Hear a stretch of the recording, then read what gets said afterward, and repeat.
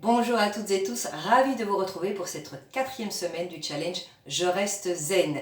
Milena Piccoli, coach ontologique, également master trainer en hypnose ericksonienne et en programmation neurolinguistique, plus toute une kyrielle d'autres petits outils. Dans quel objectif j'utilise tous ces outils? Eh bien pour vous permettre de récupérer votre pouvoir personnel pour prendre des décisions qui vous conviennent et qui ressemblent à la personne que vous êtes ou à la personne que vous voudriez être.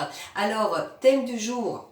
Abonnez-vous, abonnez-vous, abonnez-vous, mettez-moi un petit pouce à la fin de cette vidéo, parlez-en aux autres. Et thème du jour, zen chez soi. D'ailleurs, vous l'aurez remarqué, j'ai décidé de vous recevoir dans un autre endroit que dans mes escaliers habituels ou dans les endroits où j'ai l'habitude de vous recevoir. Donc aujourd'hui, je vous reçois dans la cuisine vu qu'on parle de zen chez soi.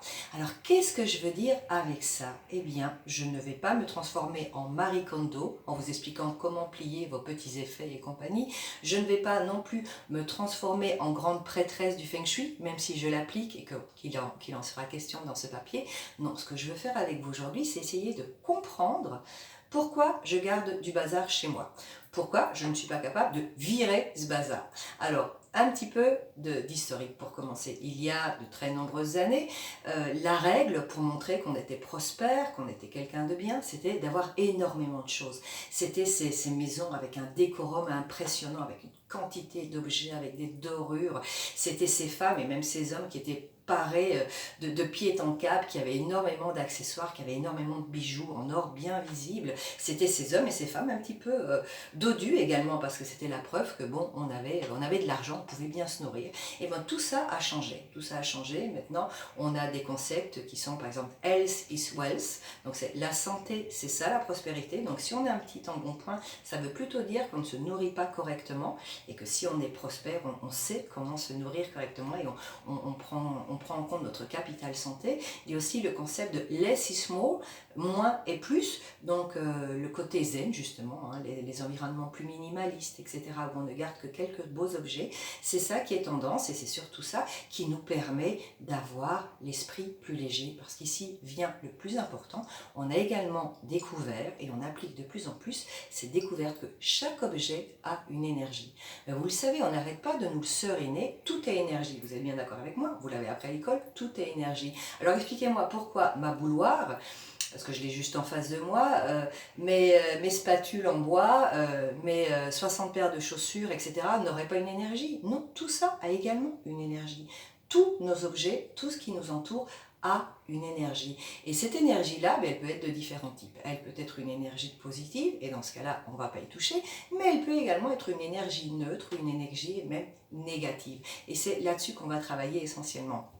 Donc, on va appliquer les préceptes du grand-père ou arrière-grand-père de Marie Kondo qui disait « N'ayez chez vous que ce qui vous met, que vous trouvez que ce que vous trouvez beau, j'y arriverai, ou que vous trouvez utile », que Marie Kondo a récupéré en disant ayez chez vous uniquement ce qui vous met en joie ou ce que vous êtes utile. Donc bref, on va faire la chasse à ce qu'on ne trouve pas beau et on va faire la chasse à ce qui est inutile. Alors ça, c'est un premier tri qui devrait se faire de manière assez facile. Vous prenez des objets en disant, bon, cet objet, je le trouve beau, oui, non. Si c'est oui, est-ce qu'il est utile en plus? C'est parfait, on garde. Cet objet, est-ce qu'il est utile? Oui, non. Il n'est pas utile, mais je le trouve très beau, on garde. Mais si la réponse est non aux deux, on vire. Et vous allez mettre de côté chaque fois qu'apparaît un oui, mais. Par exemple, non, je le trouve très moche en fait, non, il n'est pas particulièrement utile, oui, mais celui-là, on va le mettre de côté. Chaque fois qu'il y a un oui, mais qui apparaît, on va le mettre de côté parce qu'avec ces objets-là, on va faire du coaching. Hein. On va oublier Marie Kondo, on va oublier William Morris et ses préceptes, on va faire du coaching avec ces objets-là. Donc le premier tri, c'est littéralement de vous entourer uniquement d'objets que vous trouvez beaux et d'objets que vous trouvez utiles.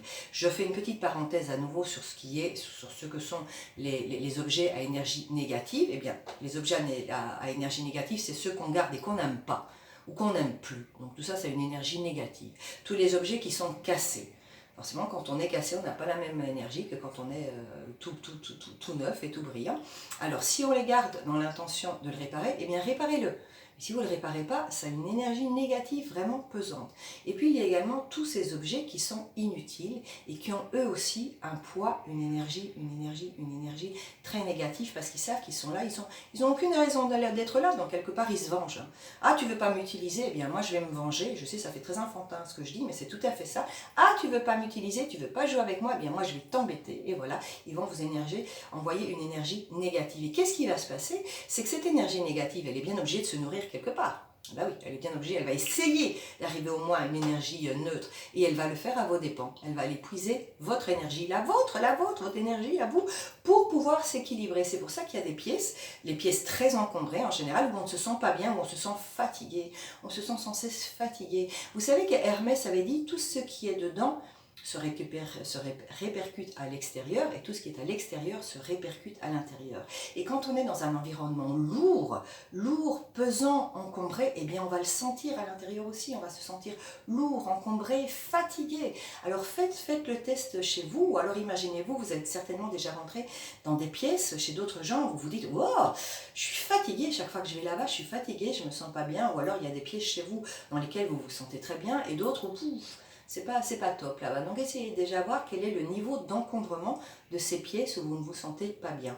Donc voilà, vous savez déjà ce que l'énergie positive et négative des objets et qu'il est nécessaire de ne garder que ce qui vous met en joie, donc ce que vous trouvez vraiment beau, que vous avez envie de garder, que si vous deviez le racheter, bien, vous le rachèteriez sans hésiter, et aussi ce qui vous est utile. Vous ne pourriez pas vivre sans. Donc vous avez fait votre premier tri, vous avez mis de côté tous ceux où apparaissent les oui mais. Et là, on va faire du coaching avec ces objets qui apparaissent le oui mais. Posez-vous cette question, dans quel objectif est-ce que je les garde, ces objets? Dans quel objectif est-ce que je garde ces objets? Ce sont des grands classiques, les réponses qui vont arriver. Ça va être un rapport émotionnel avec la personne qui vous l'a offert. Oui, non, je l'aime vraiment pas, non, il m'est franchement pas utile, mais c'est un souvenir de ma grand-mère, mais c'est un tel qui me l'a offert, mais si je ne l'utilise pas, la personne qui me l'a offert ne va pas être contente, etc., etc., etc. Donc vous êtes littéralement en train de donner votre pouvoir personnel et votre bien-être à quelqu'un d'autre. Alors, dites-moi un petit peu pourquoi est-ce qu'une personne, qui en plus ne vient probablement jamais chez vous, pourrait se sentir offensée si l'objet qu'elle vous a offert, vous le trouvez inutile, vous le trouvez pas beau et vous ne l'utilisez pas. Et si c'est le cas, il faudra traiter avec elle ce problème-là. Mais vous-même, pourquoi est-ce que vous vous castigado, comme on dit en espagnol, pourquoi est-ce que vous vous punissez à garder chez vous quelque chose qui vous embête, que vous ne trouvez pas beau et qui vous est complètement inutile? Et posez-vous ensuite cette question, de quelle autre manière je pourrais montrer que j'apprécie cette personne sans m'obliger à avoir quelque chose qui ne me plaît pas chez moi? Si ce que je cherche, c'est de montrer que j'ai de l'affection pour cette personne, de quelle autre manière est-ce que je pourrais montrer mon affection avec cette personne sans m'obliger à avoir un truc chez moi qui ne m'intéresse pas et qui m'embête en plus? Alors, il y a différentes façons. Par exemple, si c'est une personne qui n'est plus là, vous pouvez simplement prendre une photo. Donc, vous avez gardé un souvenir. Vous avez un souvenir qui ne prend pas de place. Ou vous pouvez simplement trouver une autre façon de lui rendre son tribut. Moi, je sais qu'avec mes deux grands-mères, qui m'ont aussi offert des tas de choses qui étaient complètement inutiles aujourd'hui et qui ne me plaisent plus aujourd'hui, ben, j'ai préféré garder des anecdotes et des souvenirs. Donc, avec une, c'est chaque fois qu'on mange des champignons, je pense à elle, parce qu'elle avait une méthode très drastique de savoir si le champignon était vénéneux ou pas. Elle faisait manger le chat. Si le chat était encore en vie, elle le mangeait elle. Et si elle était encore en vie, elle nous le préparait à nous, ses petites filles. Donc, chaque fois que je mangeais champignon, j'ai ce souvenir pour ma grand-mère. Donc essayez de voir de quelle autre façon vous pouvez avoir un tribut pour cette personne pour qui vous avez de l'affection sans vous obliger à garder des objets qui ne vous intéressent pas et que vous ne trouvez pas beaux chez vous. La deuxième chose, et qui est fort à la mode maintenant, c'est pour l'environnement. C'est pour l'environnement. Et oui, je ne vais pas polluer. Enfin, alors si vous ne voulez pas polluer, il ne fallait pas l'acheter. Bon, d'accord, on vous l'a donné. Mais le garder chez vous, ça ne va pas empêcher la pollution. On est bien d'accord. Surtout si vous dites ça, c'est que c'est probablement quelque chose qui pollue. Eh bien, vous l'envoyez à des endroits où on peut le faire recycler. Ou vous le donnez à des personnes qui en auront un usage. Comme ça, vous n'aurez pas abîmé l'environnement, vous ne l'aurez pas jeté pour rien. Ou alors, si vraiment vous voulez le garder, ben alors vous le recyclez vous-même. Mais dites-moi, à quoi ça va vous servir de garder des tonnes et des tonnes et des tonnes et des tonnes d'emballage cadeau si finalement vous en utilisez à peine 10%? Bien, le reste, vous l'envoyez à la déchetterie pour qu'il soit recyclé, tout ce papier. Donc réfléchissez un petit peu, et si c'est quelque chose que vous avez acheté, ben, réfléchissez avant de l'acheter. Si c'est pour l'environnement, ben, ne l'achetez pas. Et une fois qu'il est chez vous, ben, recyclez-le d'une façon ou d'une autre. Le troisième élément, ce sont, attendez, je regarde mes petites notes parce que je parle beaucoup, ah oui, c'est tout ce qu'on garde au cas où. C'est tout ce qu'on garde au cas où. Ça veut dire quoi? C'est que vous envoyez un message qui dit je risque d'être dans le besoin un jour ou l'autre. Donc je garde parce que au cas où je serais dans le besoin, mais je serais bien contente d'avoir ça. Alors là, déjà, vous êtes en train d'envoyer un message que vous n'êtes pas certaine d'avoir les moyens, le restant de vos vies, d'avoir le genre de vie que vous avez. Vous êtes en train de créer un manque. Vous êtes en train de vous dire à un moment ou l'autre, je vais avoir un manque. Donc il faut que je garde et que je garde et que je garde et que je garde au cas où. Et ça, mais tout ce que vous gardez, ça a un poids. C'est un poids énorme parce qu'il faut le nettoyer, il faut le mettre en ordre, etc. Et puis posez-vous cette question, est-ce que vraiment, si j'étais en manque, est-ce que même si j'étais en manque, est-ce que j'ai besoin d'avoir 4 poêles Tefal du même format? Parce que même si j'étais en manque, je ne vais pas cuisiner pour 4 personnes en même temps. Donc si j'étais en manque, moi j'en garde une. Au cas où, d'accord, le au cas où est important. Mais est-ce que j'ai besoin de garder tout ça pour le au cas où? Puis réfléchissez un petit peu au message que vous envoyez. Et il vaut mieux avoir une croyance qui dit, au cas où j'en ai besoin, j'aurai les moyens de me l'offrir à nouveau. Voilà, tout simplement. Et puis, il y a tout ce qui est lié à l'argent. On garde parce qu'on n'a pas envie de devoir racheter. On pense qu'on fait des économies en gardant des choses. Et ça, c'est le fameux « si je maigris ». Moi, je vais le garder parce que si je maigris, je vais pouvoir le réutiliser. Alors, vraiment, posez-vous cette question. D'abord, cette robe, est-ce qu'elle vous plaît vraiment? Est-ce que même si vous aviez tous ces kilos en moins, est-ce que vous la remettriez? Ou est-ce que vous la gardez uniquement parce que ce serait la preuve que vous avez maigri? Dans ce cas-là, vous la mettez une fois et après, vous la virez également. Et pour ça, faites le filtre suivant. Si je devais aujourd'hui aller faire du shopping, est-ce que je rachèterais cet objet? Est-ce que je rachèterais ce vêtement? Même avec mes kilos de moins. Si vous dites, mais non, mais jamais de la vie. Mais ce truc, je le garde parce que, oui, c'est une taille S, mais franchement, même si j'avais la taille S, mais non, mais je ne le mettrais pas. Je ne le mettrais pas. Alors, mais dans ce cas-là, ça partit également au recyclage où vous le donnez à quelqu'un à qui ça fera plaisir. Toutes ces choses qu'on garde pour économiser, dites-vous qu'ils vont vous en coûter du temps pour le stocker, pour le nettoyer, pour prendre les poussières et tout l'espace qu'il a pris dans votre espace mental, ça aussi c'est de l'argent. Donc posez-vous cette question, si aujourd'hui je devais aller faire du shopping, est-ce que je rachèterais cet objet, est-ce que je rachèterais ce vêtement? Et si la réponse est un non, ben non, évidemment que non, mais vous allez même sourire, pourquoi je garde ça? Évidemment que je ne vais plus jamais mettre ça. Oui, ça deviendra peut-être vintage, oui, mes petites filles, elles seront peut-être bien contentes d'avoir mes talons aiguilles avec la pointe, comme on ne fait plus maintenant.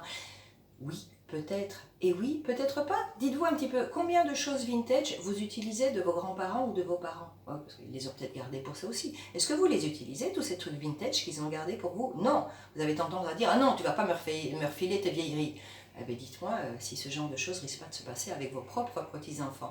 Et dans ce cas-là, ne gardez vraiment que quelque chose qui est vraiment très particulier, très original, qui a vraiment une histoire particulière, et pas tout. D'accord? Et l'autre question, est-ce que cela représente, tout ce que vous gardez, est-ce que cela représente ou représenterait, le jour où vous voulez mettre, la personne que vous voulez être? Si vous voulez être une personne qui montre qu'elle a confiance en elle, mettez des vêtements qui vous donnent confiance en vous. Alors regardez un petit peu dans votre armoire, quels sont ces vêtements que quand vous les mettez, ça vous donne confiance en vous?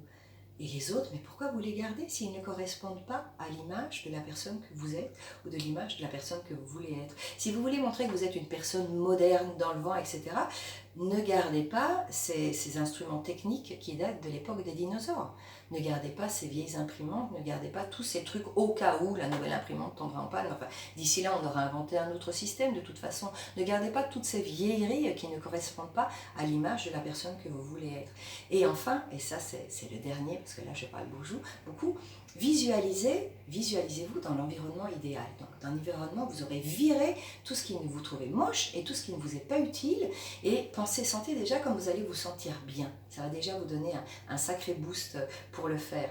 Deuxième chose, pour tous les trucs qui, même après le filtre des questions, oui mais reste un souci, vous les mettez dans une boîte et vous la cachez cette boîte. Et vous allez voir si pendant les 6 mois à venir, quelque chose vous a vraiment manqué, ou quelque chose vous a vraiment été utile et vous dites, oh mon Dieu, où est-ce qu'il est, où est-ce que je l'ai mis, j'en ai besoin, je ne l'ai pas, ou oh, ça me manque quand même de ne pas avoir cette déco qui me plaisait. Et si au bout de 6 mois, ce n'est pas le cas, vous refaites le test des questions et vous verrez que tout ça va être viré. Et enfin, visualisez comment les personnes qui vont recevoir, obtenir ce que vous allez leur offrir, leur donner, ou donner à des œuvres de bienfaisance, etc., vont être contents de recevoir des objets qui à vous ne vous servent plus.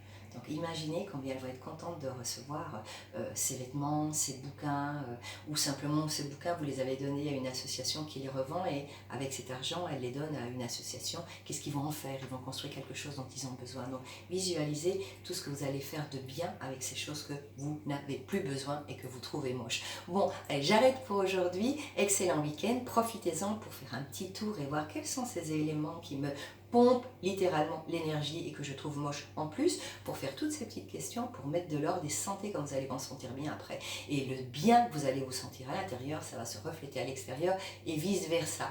Donc voilà, abonnez-vous, mettez-moi un pouce s'il vous plaît, un joli pouce, un joli like, partagez, commentez. On n'a pas pu faire tous les cas de figure aujourd'hui, n'hésitez pas à me contacter et je vous annonce aussi que j'ai un nouveau produit dans ma boîte à outils qui s'appelle Coaching et Feng Shui ou Feng Shui et Coaching, où on mélange les deux concepts. Donc on met de l'ordre, on se crée un environnement zen tout en travaillant sur soi et en comprenant pourquoi et dans quel objectif je garde tout ça. Donc on va découvrir un petit peu nos croyances limitantes qui font qu'on ne veut pas ce genre de choses ou qu'on ne veut pas se séparer de telles choses alors qu'on ne les aime plus. Voilà, je vous laisse, excellent week-end et à la semaine prochaine.